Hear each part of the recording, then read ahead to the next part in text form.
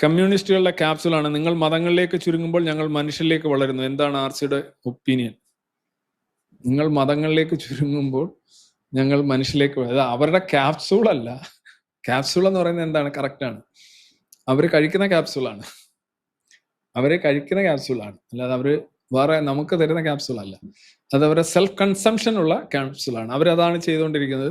അവർ മതങ്ങളിലേക്ക് ചുരുങ്ങിക്കൊണ്ടിരിക്കുന്നു. അത് തന്നെ ഒരു മതമാണ്, മറ്റു മതങ്ങളിലേക്ക് ചുരുങ്ങിക്കൊണ്ടിരിക്കുന്നു. അല്ലാതെ പ്രത്യേകിച്ച് കമ്മ്യൂണിസ്റ്റ് പാർട്ടികൾക്കൊന്നും ഇന്ത്യയിൽ ഇനി വേറെ റോളൊന്നുമില്ല. ഏതെങ്കിലും ഒരു ഒന്നുകിൽ ഭൂരിപക്ഷ മതങ്ങളെയോ അല്ലെ ന്യൂനപക്ഷ മതങ്ങളെയോ ഒക്കെ കണ്ണുമടച്ച് ഞങ്ങൾ കൂടെ ഉണ്ട് നിങ്ങളുടെ വിശ്വാസം സംരക്ഷിക്കാനെന്ന് പറഞ്ഞുകൊണ്ട്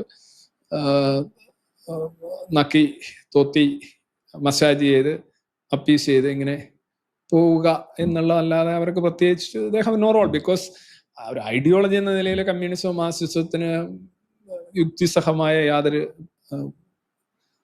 പിന്തുണയില്ല. അതായത് സാറ്റ് ഇങ്ങനെ നമുക്ക് പറയാം.